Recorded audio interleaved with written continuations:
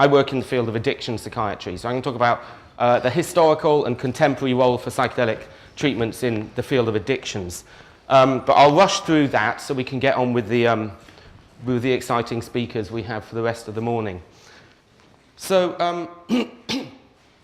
talk a little bit about psychedelics, how they treat addictions, safety profile, and then look a little bit particularly at alcohol, cocaine, opiate, and nicotine addictions, and then a few words about what's going on at the moment. A brief word about my personal trajectory, because it's kind of relevant to this field. I trained in medicine and psychiatry, wrote a paper about lack of medical education in psychedelics, which sort of started my work in this field. I then trained as a child and adolescent psychiatrist. And when I was a child and adolescent psychiatrist, I worked predominantly with abused and maltreated children. And I learned about how those early developmental years of trauma and abuse results in this lifelong history of mental health problems, and particularly addictions in many, or if not most, people. And what I'm really interested in is what happens to the empathy switch in society's brain when it comes to children and their behavior. And we pour forth with all this gushing sentimentality for these little abused 4- and 5-year-olds. And we throw millions of pounds at them in our Children in Need campaigns and Great Ormond Street Hospital, and we're all so, these poor little victims, and it's all so beautiful and sentimentalized. What happens to those little 4- or 5-year-olds when they get to be 13? And they pull up their hoods, and they start smoking weed. And then by 14, they're taking Amphet. And by 16, they've found heroin. And by 19, they're public enemy number 1, and no one wants to know them.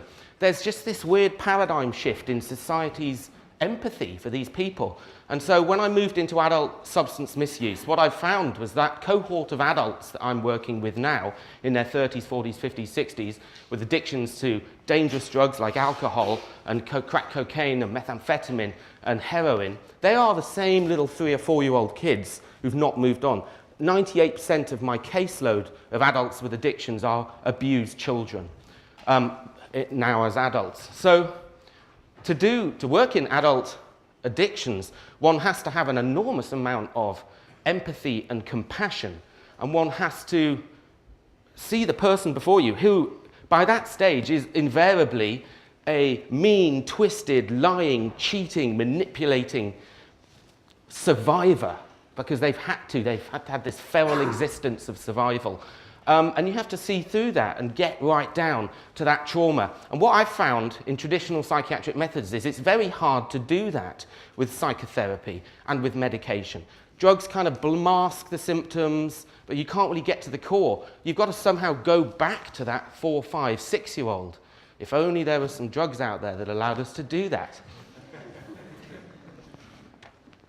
So there's a rigidity about addictions. There's a rigidity, there's a stuckness. It's a bit like the way we used to talk about personality disorder. It doesn't change.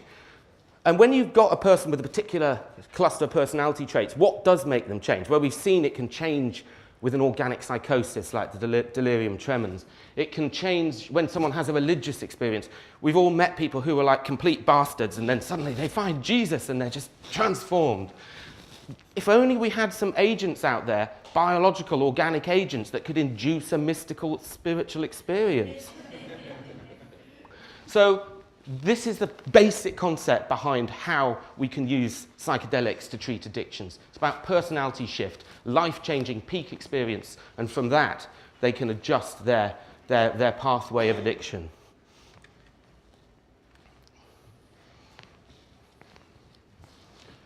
So how do they do that? Well, there's many ways. Psychedelics, particularly drugs like MDMA, access trauma, the spirituality, the peak experience, and we're going to hear from some of the studies that I'm going to show that the level of the mystical peak experience is a good indicator of the positive outcomes in terms of abstinence.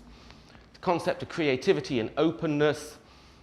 There could be a clear pharmacological effect of shifting addictive behavior with the drugs. John Halpin talks about the afterglow effect and how that's the best time in which to work with people with addictions. There's just the sense that this kind of therapy is an alternative. It gives hope and it gives aspiration for people who, for all of their lives, have been stuck in this rigid psychiatric model. gives them motivation. And it's this idea that these drugs can also be catalysts that push people forward, move them into the next phase by helping them to reflect on the issues. And then, of course, the community cultural cohesiveness of this kind of work, as we've all seen today. It's a tremendously cohesive community. So, can psychedelics change personality? Can you take a person with apparently rigid, fixed personality traits? Well, so Roland's study, hi Roland, looked at this, giving psilocybin versus placebo on psychedelic-naive healthy volunteers, and there were indeed significant shifts in personality towards a more positive personality. I'm not going to give you the details of that because Roland's here doing that himself this weekend. But the sense was, I thought, when I saw this, this was a really important study because there's been this kind of narrative in psychiatry that personality is fixed. It's sort of written there in the DSM and the ICD manuals. It's like, well, it's a bit ridiculous. Your personality forms on your 18th birthday and never changes. That's the psychiatric opinion. You haven't a personality until your 18th birthday, and then it appears and it's always the same. So the idea that we could use some form of therapy to actually change that rigidity is very important, and it's very important for addictions. Concept of personality change was something that was explored back in the early 60s. With Timothy Leary and Ralph Metzner and Richard Alpert. And this was in the Concord prison experiments when they were looking to see if they could reduce recidivism rates in people after having psilocybin therapy.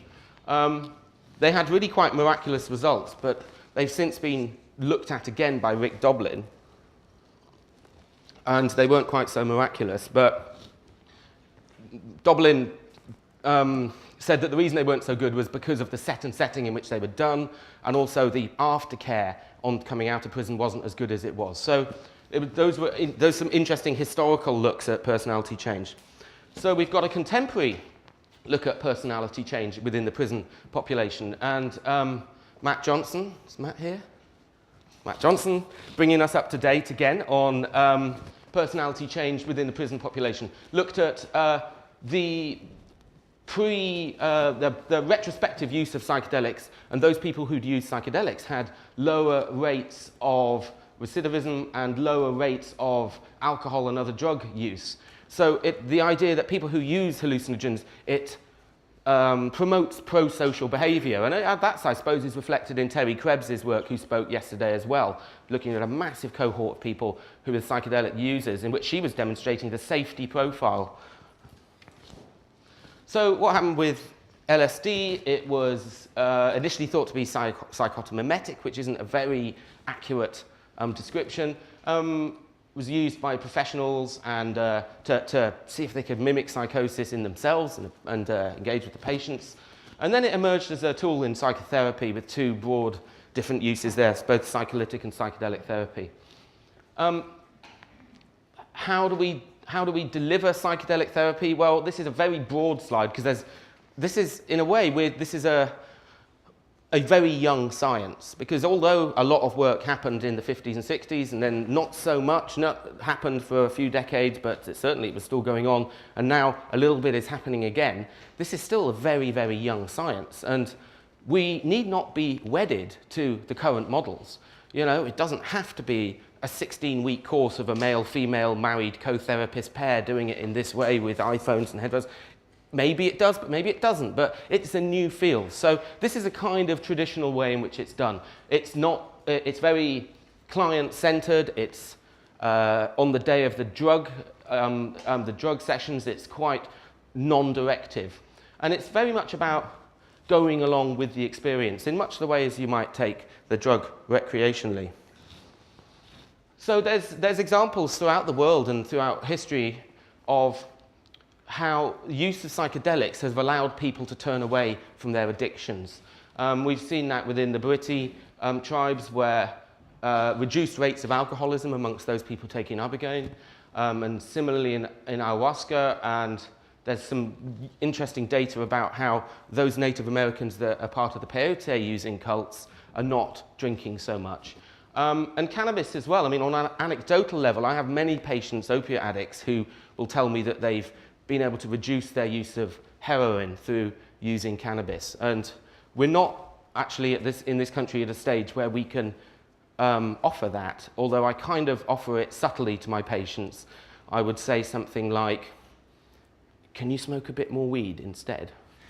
But one probably ought not say such things. But I only say that if they've already volunteered that anecdotally they find that works for them. I mean, it stops them injecting heroin. So, safety profile of psychedelics. This is Terry's really, really good, large, massive epidemiological study, 120,000 people, in which she looked at their use of psychedelics, and there was no negative link between the use of psychedelics and long-term mental health problems, mood disorders, psychosis, and anxiety disorders.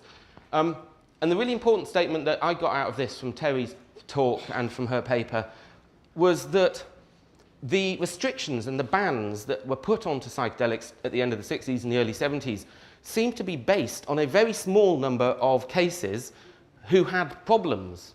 They didn't look at the large amount of uses. So you could have 28,000 people taking LSD completely fine, and 2 people have a bad experience, and they're banned on the basis of those 2 people. That's very bad science to then propagate this message that has stuck with us for the last 50 years, that these drugs are bad. And as I've said yesterday, if you walk outside the gates of this wonderful place where we're all sycophantically thinking we're all at the spearhead of something amazing, the vast majority of people, when you step outside those gates, will tell you that 1 ecstasy tablet kills you and LSD makes you jump out of windows and die. We've got a lot of work in the PR department to push this. We've all seen that.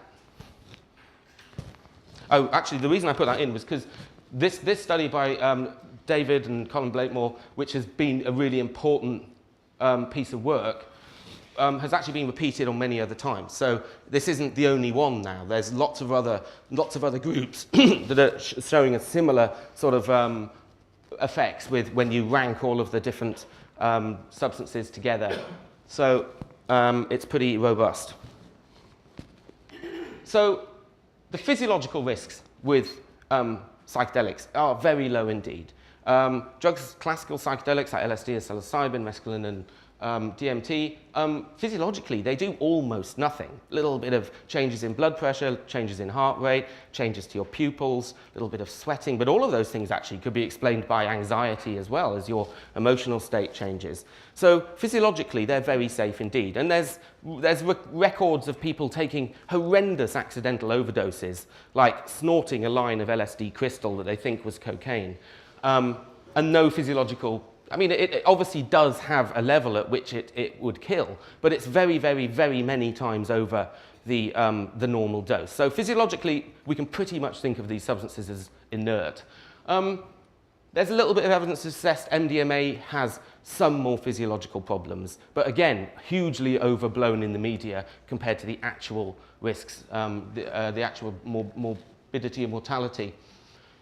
Dependency risks very, very low indeed, and this is demonstrated not just through animal studies. So very easy to do this with animal studies. You put animals in cages and they press different levers and they can have different drugs, and give them the alcohol lever and they sit there banging away at it all day, give them the cocaine lever and they keep going until they die. They just love it so much they won't even eat or sleep.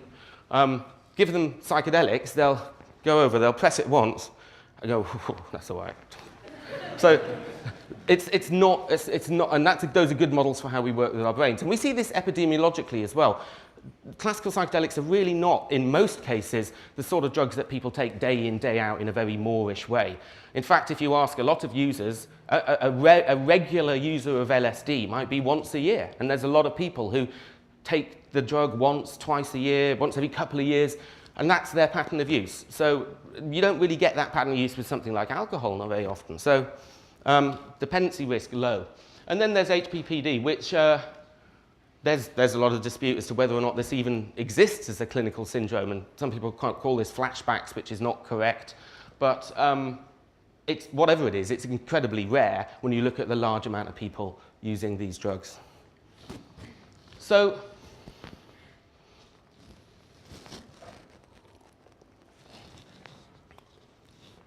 this is what a lot of my colleagues say to me. You know, are you crazy? You're talking about giving psychiatric patients psychedelic drugs. Give them buprenorphine, methadone, Ritalin, heart surgery, chemotherapy, cut their legs and arms off, cut their loops of bowel out. You know, medicine is invasive. We do incredibly invasive things in medicine every day to our patients. And as a doctor, when one has a patient before one and one's making a decision about what to do, you have this little calculation in your head, the risk-benefit analysis. And you do that for every intervention, and whether that's prescribing cancer chemotherapy or giving a sticking plaster. If I give them this sticking plaster, what are the positives? Good, it's going to mop up the blood from their small venous laceration. But it's going to hurt when they pull it off. Is it worth it? Yeah, we'll do it. Cancer chemotherapy. If I give them this cancer chemotherapy, all their hair's going to fall out. They're going to feel very, very ill. They could even die. But if I don't, the cancer in their bones could take over and kill them. I think we'll do it. So I've got a patient with PTSD, unremitting PTSD, in and out of hospital, sectioned, tried to take their own life, been on 30 years of traditional psychiatric drugs and they're not better. Can I give them 125 milligrams of MDMA under clinical conditions? They might get a bit hot at some point. They might sweat a little. They may even have a slightly raised blood pressure. But if I don't, they could kill themselves with unremitting PTSD. Yeah, I think we can do that. So we do this every day in medicine. But this is where the playing field is not level when it comes to psychedelic drugs. That's an unlevel playing field. And the media representation of this is just awful. I did an article a few years ago, 10 years ago, talking about psychedelic therapy, talking about MDMA therapy for PTSD, and I spoke with this journalist, and it was all very positive, and he was like, great story. And then I saw it came out, can't remember what paper it was, and he had interviewed parents of some lad, some poor young guy, who died in he took 15 ecstasy tablets in a nightclub and died. And they were contrasting his story with my article. And they were saying, that evil Dr. Sessa, how can he do this? And the headline was, British doctor says give people ecstasy. You know, I rang up the editor and I said, what? He said, well, Dr. Sessa, we had to have a balance. I said, this is not a balance. I said, find me the parents of someone who died in MDMA therapy, there's a balance. But at what point did I tell anybody to take 15 ecstasy tablets in a nightclub? So this is what we're up against, this unlevel playing field. Okay, so alcohol.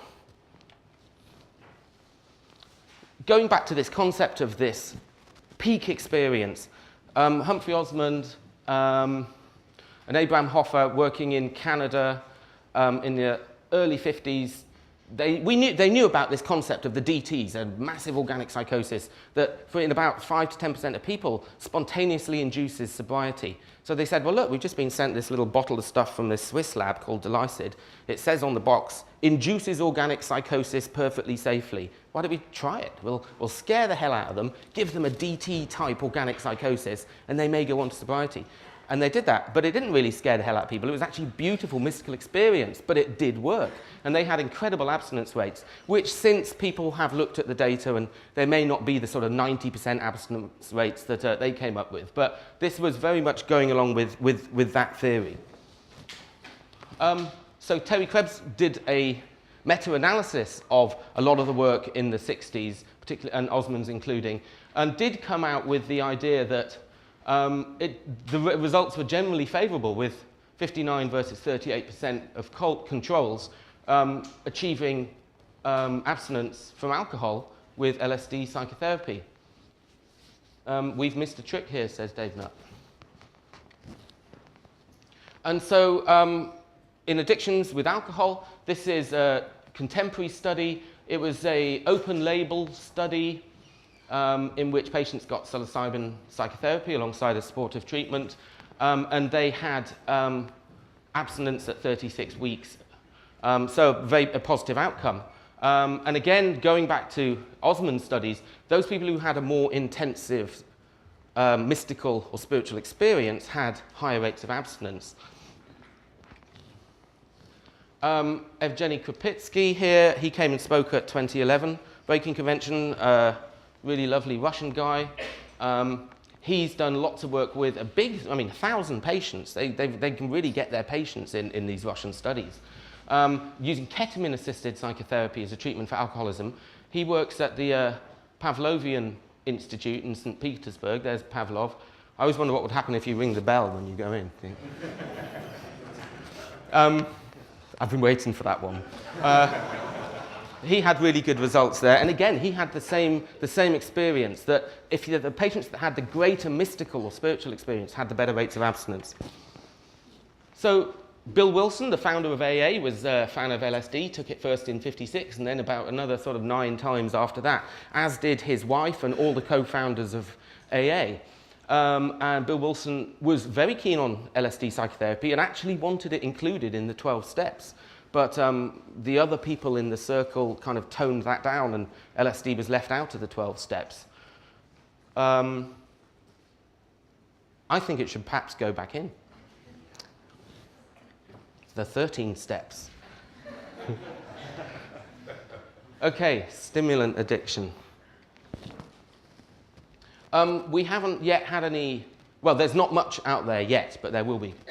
So this study, which was looking at ayahuasca, wasn't specifically aimed at stimulant users. They looked at a lot of different drugs, tobacco, alcohol, cannabis, and cocaine. And all of the results after 2 ayahuasca sessions were in a positive trend in terms of reducing, but it was the cocaine that was the most, that hit a clinical significance. And this again was an open label study. There, to my knowledge, there's never been a placebo-controlled double-blind ayahuasca study for anything. It absolutely has to be done. We've been talking about ayahuasca for years. Somebody somewhere needs to go to the jungle and brew a bogus brew that looks, smells, tastes exactly the same. The whole ceremony is the same. The shaman doesn't know. None of the participants know, but it is inert in terms of its psychedelic qualities. Nobody's done that. And not wanting to sound like too much of a hard-nosed scientist, until we do that, we do not know whether the positive effects of ayahuasca is the drug or the ceremony. Now, we know it's a very powerful and positive effect, but we don't have a double-blind placebo-controlled study to separate those two things. That has to be done. But what we find is it certainly works. Couple of qualitative statements there. So there is a study coming up, Psilocybin to treat cocaine addiction. This is Peter Hendricks is going to be doing this. This is double-blind, and there's the plan that he's got coming up. I'm not sure where he is in that stage, when that's starting. We're not too worried about crack cocaine use, actually, where I work in Western. It tends to just go with the heroin, and when people get off the gear, they stop the crack. But there are certainly communities where crack cocaine is the primary drug of choice, and it's a devastating problem. Okay, opiates. So Ibogaine has been looked at, and Ibogaine is, as we know, used in the West Africa. In small doses, it's stimulatory. In larger doses, it's a profound psychedelic state. And epidemiologically, we know that it works on addictions, and there are some potential physiological risks with Ibogaine that need to be managed. About 1 in 300 people taking Ibogaine have died. Their heart rate slows and they can have liver problems. So there's a lot to be said for a reasonable amount of screening and medical intervention and support with Ibogaine. And there's 2 observational studies underway at the moment. So these are not prospective studies in which we're giving the drug versus a placebo. There's clinics that are running, giving Ibogaine, and MAPS and the Star Trust are monitoring the outcomes. So that's interesting stuff to see where that's going to go. It's very popular.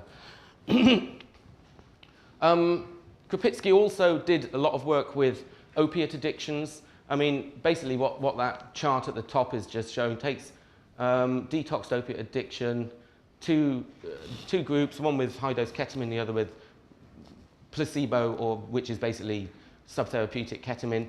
Those that get the full-blown mystical experience go on to have much better rates of abstinence from opiates. So forgive me for flying through these, but we want to get onto the big guns. Okay, so Cigarettes, we heard from Matt yesterday about nicotine addiction. He's just done this really important open label pilot study with really good rates of abstinence, 80% compared to the typical 35%. Again, Matt found, like all these others, that those that had the greatest spiritual experience under their psilocybin therapy had the greater rates of abstinence. You know, for somebody to come up with a treatment for nicotine addiction, this will be transformative in the field of medicine across the board. You know, cigarettes kill 110,000 people a year in this country. I've seen people get clean off all of the drugs and not be able to touch their nicotine addiction. It's a very, very pernicious and dangerous addiction. So Matt will be a multi-billionaire when he develops this process. So what are the theoretical objections to this? Well, surely we can't give somebody, well, if somebody's taking, you know, heroin, why would we give them another dangerous drug like LSD? Well, that's a load of rubbish, because these drugs are very safe indeed. And indeed, the current treatments, buprenorphine, methadone, are just as dangerous as the drugs themselves. So that's rubbish. But these drugs are addictive themselves. Psychedelics are addictive drugs. No, they're not. But there's a lack of research and proven efficacy. Well, there's a lack of evidence-based, modern, rigorous studies, but that's what we're all doing here, and they are appearing on a yearly basis. But there's also 50 years of anecdotal data about the use of psychedelics to tackle addiction, so that's crap. It sends the wrong message regarding drug policy, using drugs to treat drugs. Well, hang on, I, on a daily basis, prescribe, you know, half of Boots Chemist, so that's rubbish. And as Dave Nutt said, when criticised by the government, you know, you're sending the wrong message. His answer was, surely the message should be the truth. So the message is a data-driven truth. So that's rubbish. It's costly and difficult is true. And that's partly because we haven't got funding from large parts of the pharma industry, like most human pharmacology studies. And there's a very negative public perception and stigma. And that's where we need this PR to come in here. So this is, I'm just about to finish, this is the breaking news. I have just been given £600,000 to do some kind of work. And I would like to do an MDMA psychotherapy study for alcohol addiction. Now, I don't know whether it's going to work, and some people tell me it's not going to work. No one ever talks about using MDMA to treat alcohol. There's a very rich history of classical psychedelics. LSD going back to Osmond in the 50s, and then Psilocybin. Would MDMA therapy work to treat alcoholism? I don't know, it might not. But the point is that alcoholism is very difficult to treat. After 100 years of modern psychiatry, we still have very poor rates of abstinence in alcohol. So if it can, it might. So we're going to be doing that in Imperial and Bristol. David's going to be my supervisor, and I'll do a PhD out of it as well. We'll have some fMRI outcomes and build up the team, and if anyone's interested in getting involved, do let me know. MDMA, I think, is fab. It's a short-acting, clinically manageable drug. The classical psychedelics obviously are great too, but I clinically really like MDMA. And obviously, it's going to work on the trauma components of those people with alcoholism. But my sense is that MDMA could have uses beyond just trauma. I see MDMA as a non-specific adjunct for psychotherapy. It increases the facilitation of communication between the patient and the therapist, whatever the cause of their problems. So I don't think, and as I said, this is a science that's in its infancy. I think we're going to move away from just trauma-based issues with MDMA. This is my hunch, and I think we're going to have fabulous results in the alcohol study. Huge explosion of psychedelic research all over the world. You guys are running it. Thank you. And here we are. This is that was last year's. I could have put the new one on because yesterday's photo is now up. I don't know if you were involved in the photograph yesterday, but someone sent me a copy of that this morning, so I should have put that one up. These are some of the studies that we've been involved in this country just in the last 10 years. The next 10 years, that list will be 3 times as long. So thank you very much.